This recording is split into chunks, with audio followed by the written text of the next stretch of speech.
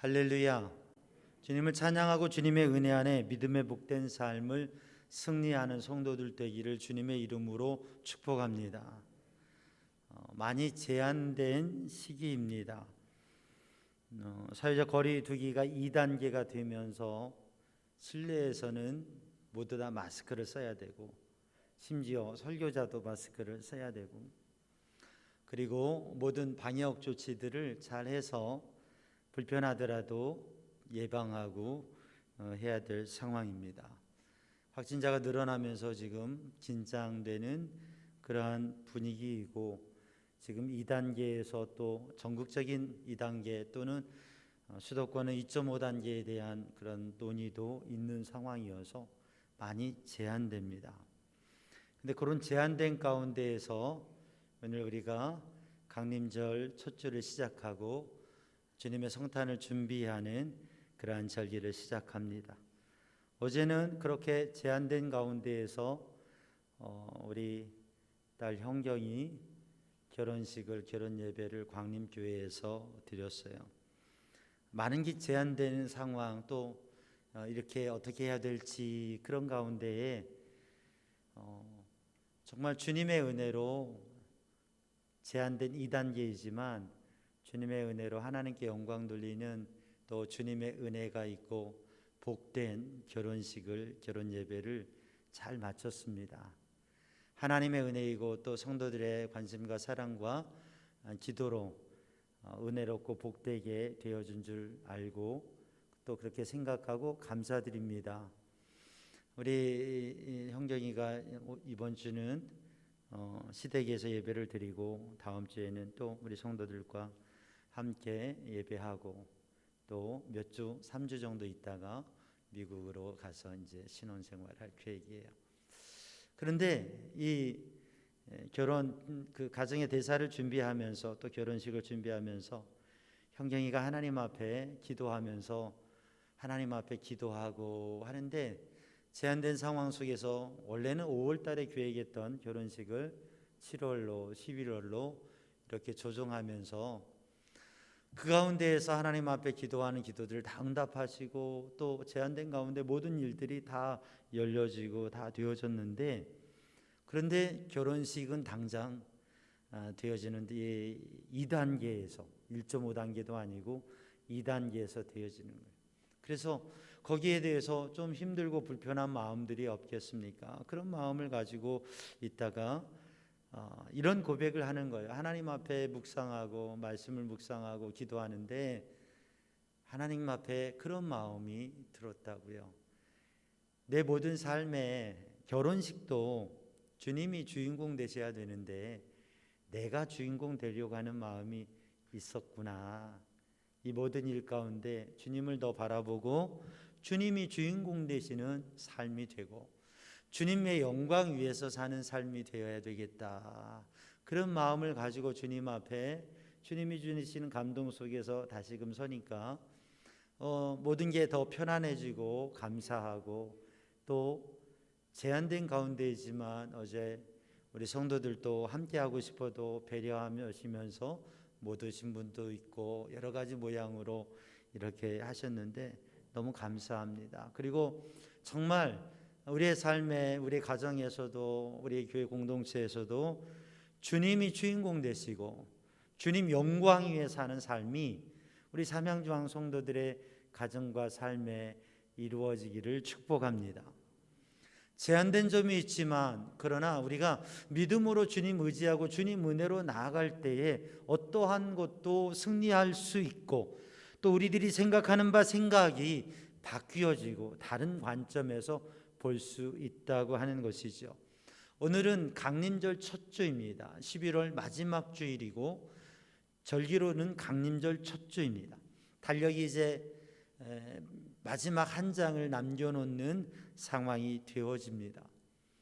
한 해의 마지막, 우리 교회력으로는 이제 성탄을 준비한 4주간 동안 새롭게 절기를 시작하는, 그리스도의 탄생으로부터 시작되는 새로운 절기의 시작입니다.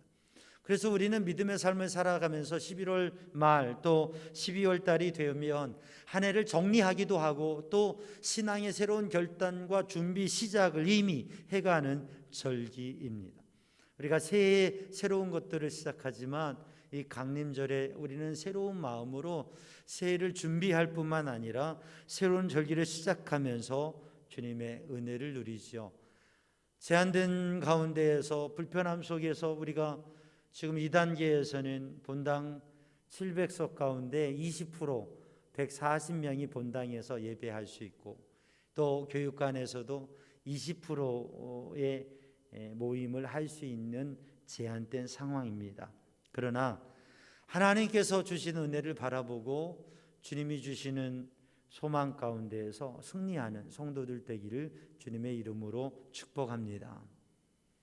오늘 이렇게 제한된 가운데에서 우리들이 주님을 사모하고 주님을 기다리는 이 강림절이라고 하는 말씀은 영어로는 어드벤트라고 하는 이 말씀은 주님의 오심, 다시 오실 주님을 사모하고 기다리고 맞이할 준비를 한다고 하는 의미입니다. 그래서 이 강림절이 가지고 있는 의미는 구약에는 메시아이신 주님께서 오실 것을 기다리는 메시아의 오심을 갈망하고 사모하는 마음, 그리고 성탄의 주님이 오실 때에 그 성탄의 주님을 모시기 위해서 복음서에 있는 성탄을 맞이할 준비를 하고 성탄을 모셨던 그 성탄의 주님이 오심을 준비하고 영광 돌렸던 그 성탄의 의미, 지금 우리에게 있어서 성탄절을 준비하는 사주. 그리고 세 번째로 이 강림절의 의미는 저 높은 보좌에서 이 땅 위에 오셔서 우리를 구원하시기 위하여 십자가에 피 흘려 죽으신 주님께서 부활하시고 승천하셔서 다시 이 땅 가운데 오실 것을 기다리는 재림의 주님을, 다시 오실 주님을 기다리는 사모하는 마음, 그러한 모든 마음을 담아서 이 세 가지 의미를 간직하면서 강림절의 절기를 지킵니다. 우리 성도들이 주님의 거룩한 성탄을 준비하며 주님께서 주시는 구원과 생명의 의미를 풍성히 누리고 또 다시 오실 주님을 맞이하기 위해서 예비하고 준비하는 성도들로 온전히 서는 시간들이 되기를 주님의 이름으로 축복합니다. 그런데 오늘 우리가 이러한 귀한 절기를 어떻게 준비해야 될까? 오늘 본문 말씀 느헤미야 1장 말씀을 통해서 느헤미야가 주님 앞에 섰던 것처럼 오늘도 주님께서 우리를 인정하시고 우리에게 복 주실 그런 믿음의 삶으로 서는 성도들이 되기를 주님의 이름으로 축복합니다. 한 교우분이 있었어요. 이 교우분은 여인으로 믿음 생활을 하는데 늘 눈가에 이슬이 맺혀 있어요. 눈이 적셔 있어요. 늘 만나면 운 것 같아요. 또 울고 있는 것 같아요. 기도할 때도 울고 그리고 시시때때로 우는 모습을 봅니다. 늘 슬픔 가운데 있는 이 교우는 그 눈 밑에 어두운 그늘이 있어요.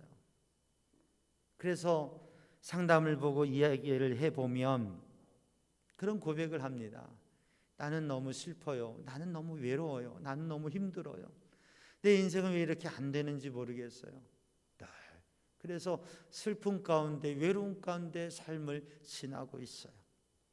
그래서 그의 말을 들어보면 온통 응어리와 한탄과 그리고 슬픔과 괴로움이 가득 차 있고 그 인생을 그렇게 고백합니다. 내 인생은 왜 이런지 모르겠어요. 우리 가정은 왜 이런지 모르겠어요. 그래서 그분을 보면 참 슬픔의 마음이 느껴져 있고 그리고 함께하면 마음이 상당히 진지해지고 무거워집니다. 그런데 또 한 분의 교우가 있는데 이분도 역시 만나면 늘 눈가에 이슬이 적셔 있어요. 보면 기도할 때도 눈물로 기도하고 예배할 때도 말씀을 들을 때도 예배할 때도 눈물을 흘리면서 예배를 드려요. 만나서 이야기를 해보면 얼굴 빛을 보면 눈가에 이슬이 맺혀 있어요. 얘기를 하다 보면 어느덧 또 왈칵 눈물을 쏟으면서 이야기를 해요. 늘 눈물을 흘리면서 눈가에 이슬이 맺혀져 있는 이 교우. 그런데 이분의 눈은 밝습니다. 눈이 반짝반짝해요.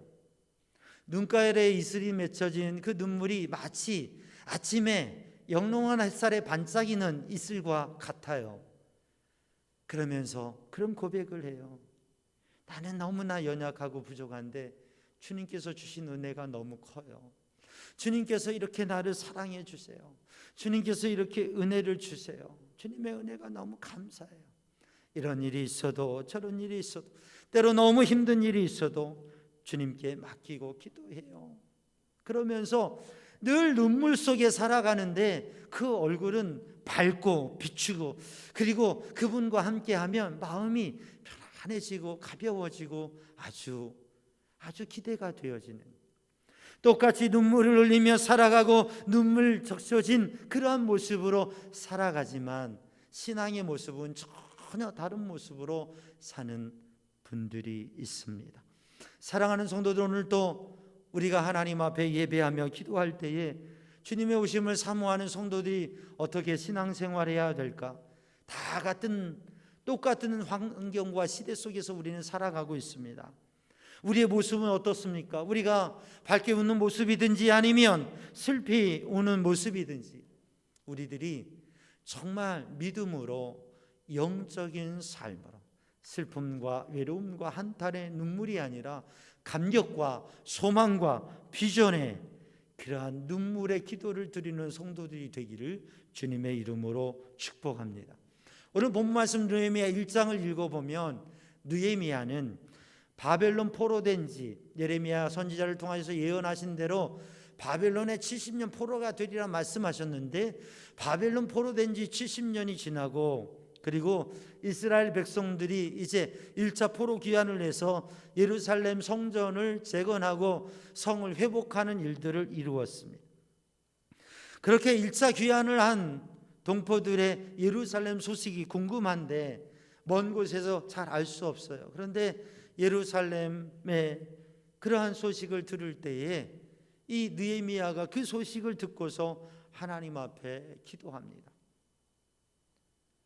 느헤미야가 예레미야의 예언의 말씀을 기억하면서, 그리고 그 예언을 이루신 하나님의 역사들을 바라보면서 이제 예루살렘이 온전히 서기를 기대하는 마음이 있는데, 그런데 그 예루살렘의 소식을 들을 때에 그 소식을 듣고 기도합니다. 어떻게 기도하느냐? 눈물로 기도하고요, 슬퍼하며 눈물로 기도하고 금식하며 주야로 하나님 앞에 기도합니다. 여러 날을 하나님 앞에 기도합니다. 이러한 눈물의 기도를 통해서 하나님께서는 놀라운 응답과 역사를 이루어 주셨습니다.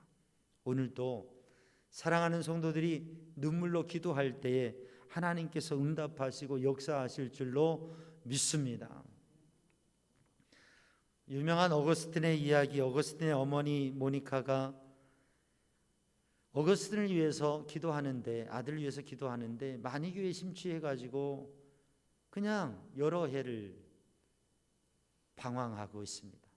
자기 나름대로는 자기 뜻대로 화려한 삶을 살아가고 많은 사람들이 그를 따르기도 하는데, 믿음의 사람 어머니의 이 모니카가 보기에는 너무나 하나님 앞에 방탕하고 헛된 삶을 살아가는 게 안타까워서 하나님 앞에 간절히 기도해요. 한 해를 기도하고 두 해를 기도하고 3년을 기도하고 그렇게 하는데 10년이 지나도 아들이 돌아오지 않아요.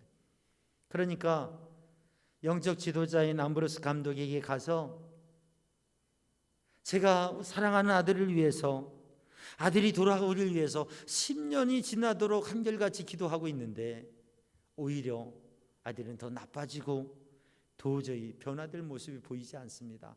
어떻게 하면 좋겠습니까? 그때에 그 영적 지도자가 하시는 말씀이 괜찮습니다. 걱정하지 마세요. 염려하지 마세요. 눈물로 기도하는 어머니가 있는 그 아들은 결코 망하지 않습니다. 눈물로 기도하는 어머니가 있는 한 결코 그 아들은 망하지 않습니다.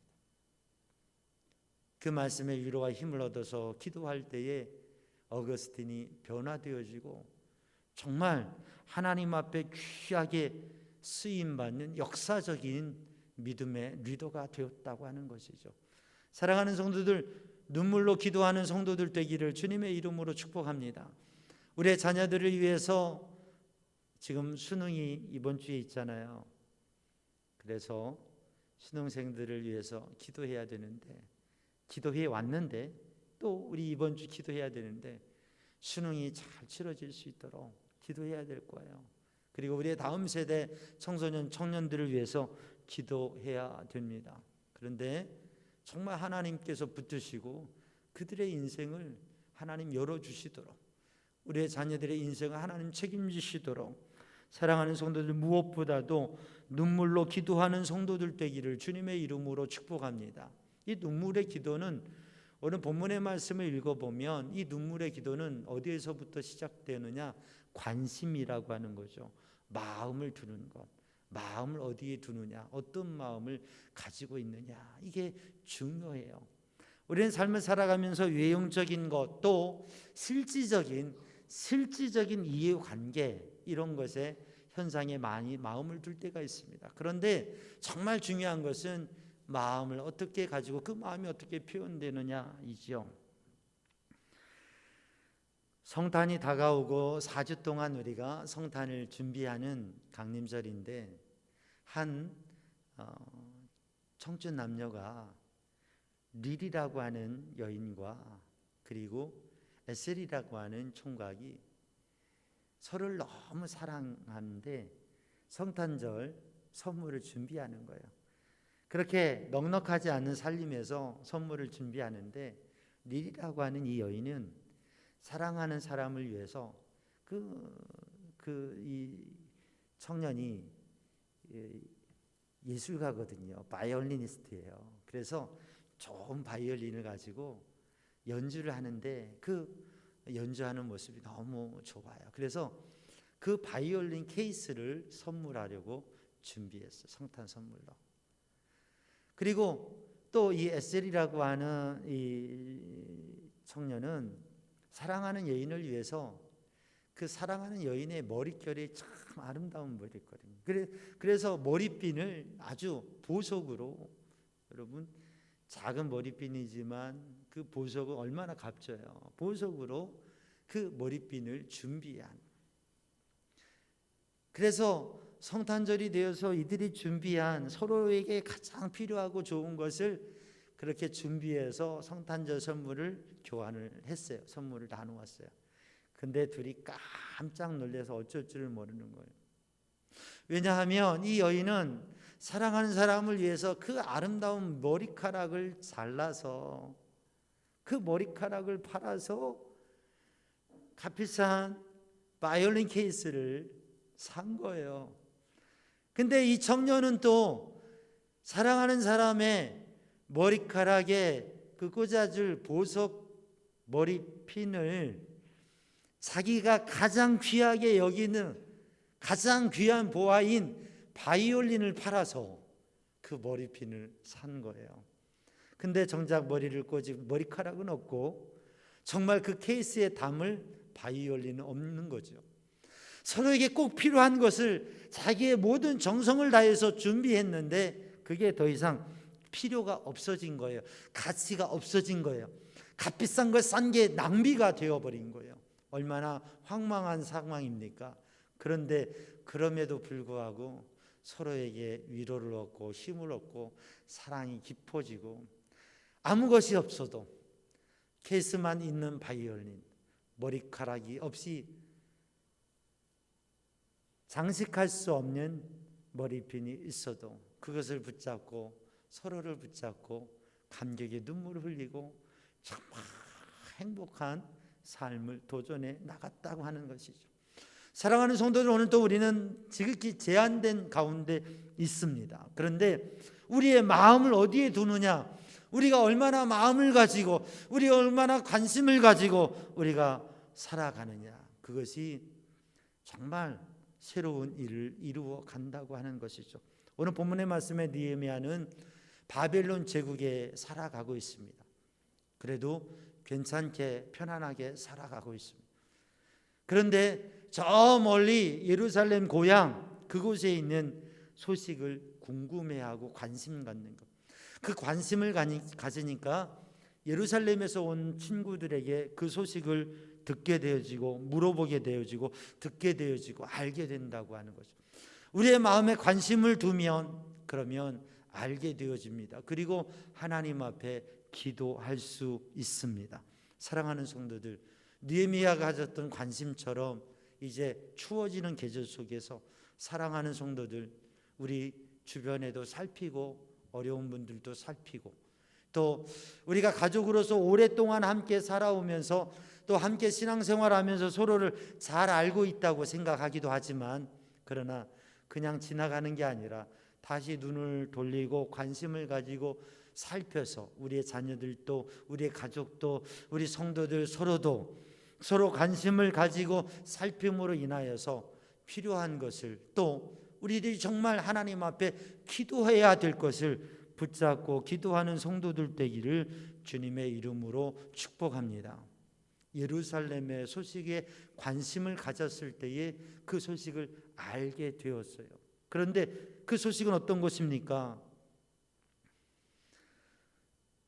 성의 문이 무너졌고 예루살렘이 회파되었고 그 백성들이 환난과 핍박 중에 있다고 하는 안타까운 소식이었습니다. 슬픔의 소식이었습니다.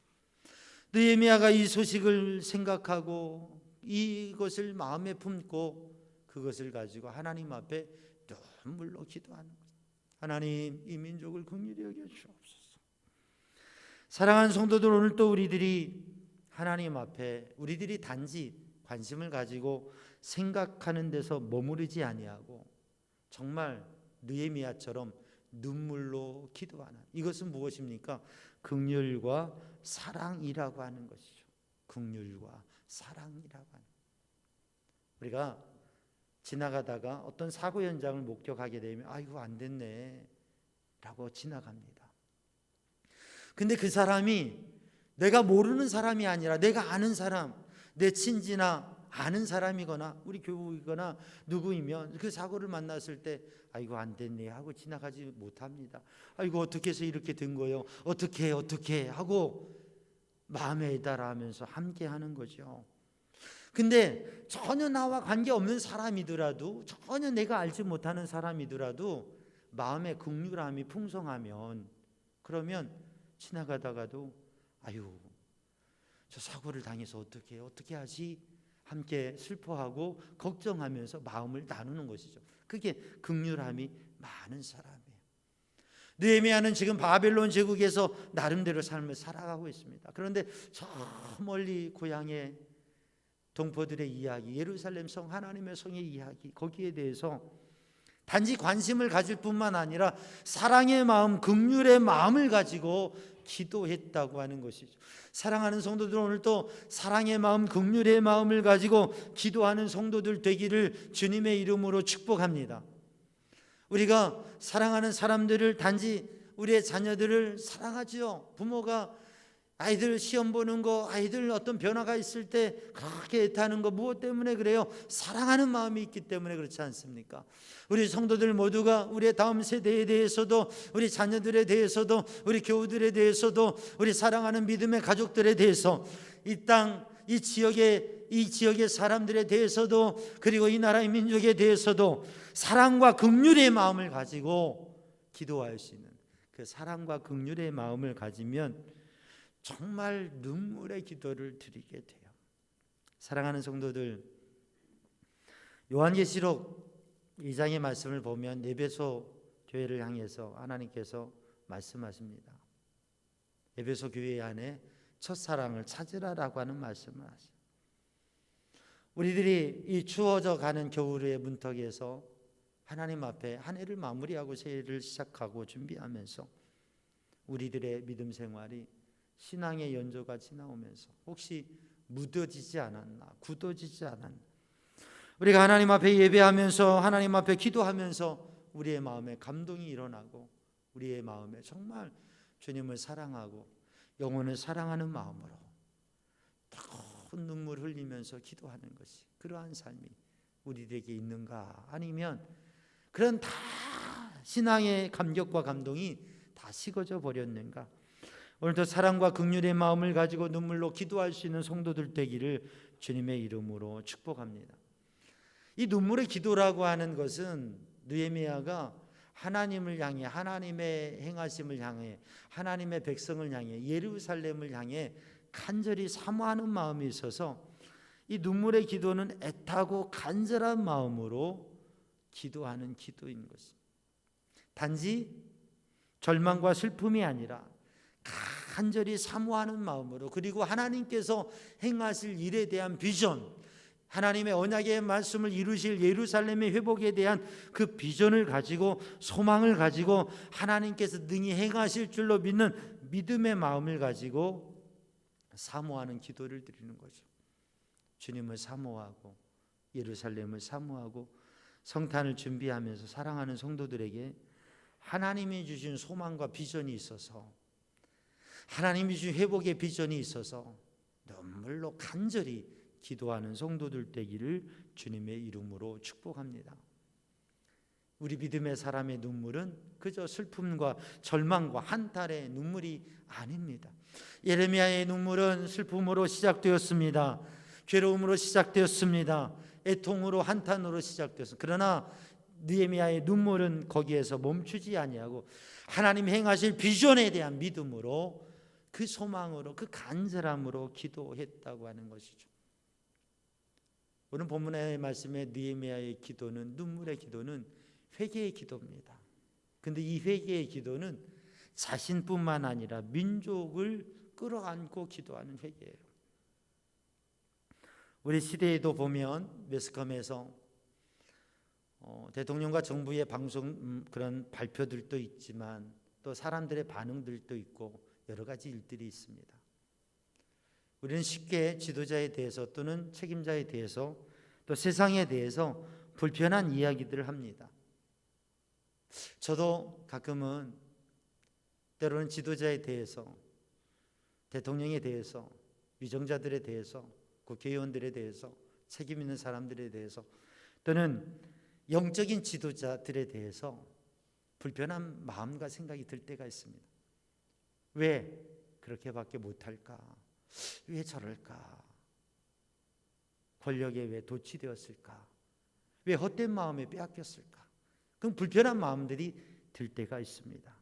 그런데 하나님 앞에 기도하면, 야, 네가 정말 대통령을 위해서, 리더를 위해서, 그분을 위해서 눈물로 기도했느냐? 무엇인가를 이야기하는 것보다 눈물로 기도하는 것이 진정한 하나님의 역사와 시대의 역사의 변화와 새로운 길을 여는 것이라고 하는 거죠. 그래서 교회에 대해서 무엇인가 얘기를 할 수 있는 사람은 교회를 위해서 눈물로 기도하는 사람이어야 그런 얘기를 할 수 있는 자격이 있는 거죠. 지도자를 위해서, 대통령을 위해서, 누구를 위해서 무언가 얘기할 수 있는 사람은 그를 위해서 눈물로 기도하는 그 기도의 사람이 그 말을 할 수 있는 자격이 있는 것이죠. 누군가에 대해서 당신 왜 이래, 왜 이렇게 살아, 뭐라고 너 그렇게 얘기할 수 있는 자격은 그 사람을 위해서, 그 영혼을 위해서 눈물로 기도하는 그 사람의 문제와 이 민족의 문제와 리더의 문제를, 그걸 내 일처럼, 이게 내 잘못입니다, 그렇게 느헤미야처럼 그것을 붙잡고 회개하며 또 하나님의 소망과 하나님의 약속, 하나님의 비전을 향하여서 눈물로 기도할 때에 바로 그것을 위하여 이야기할 수 있는 사람이 되는 것이죠. 사랑하는 성도들, 오늘 또 우리 삼양중앙 성도들이 이 민족을 위하여, 죽어가는 영혼을 위하여, 이 시대의 문제를 위하여, 이 어려움의 때가 지나가고 승리하기 위하여서 하나님 앞에 깨어서 눈물로 눈물로 기도하는 성도들 되기를 주님의 이름으로 축복합니다. 그렇게 하나님 앞에 눈물로 소망 중에 기도할 때 하나님께서 역사하시고 이 느헤미야를 하나님께서 쓰실 수 있는 자리로 세우시고 축복의 자리로 이끄셔서 그를 통하여서 예루살렘의 회복과 재건을 위해서 사용하셨다고 하는 것이죠.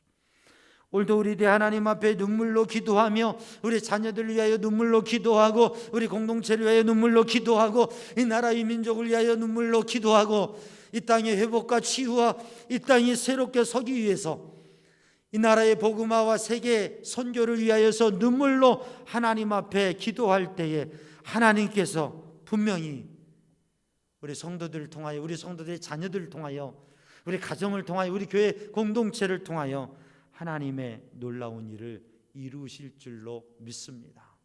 그렇게 하나님 앞에 기도할 때 하나님께서 그렇게 사용하여 주시는 것이죠. 시편 126편 6절에 있는 말씀대로 눈물을 흘리며 씨를 뿌리는 자는 기쁨으로 거두리로다. 눈물을 흘리면서 울며 씨를 뿌리러 나가는 자는 기쁨으로 그 곡식의 단을 거두리로다. 사랑하는 성도들, 오늘도 주님 앞에 진정한 마음을 담아서 사랑과 관심을 긍휼의 마음을 담아서 하나님 앞에 믿음의 소망을 가지고 정말 주님이 주시는 비전을 담아서 눈물의 기도, 눈물의 회개의 기도, 눈물의 소망의 기도, 이 나라 민족을 위해서 영혼을 위해서 기도할 수 있는 성도들 되기를 주님의 이름으로 축복합니다. 기도하겠습니다. 사랑의 주님, 은혜의 주님, 이 시간 주의 성령으로 저희의 심령을 충만케 하시고 주님의 말씀을 심어 주시어서 오직 주님의 인도하심 속에 눈물로 기도하며 주님의 역사를 경험하게 하여 주옵소서. 예수님의 이름으로 기도하옵나이다. 아멘.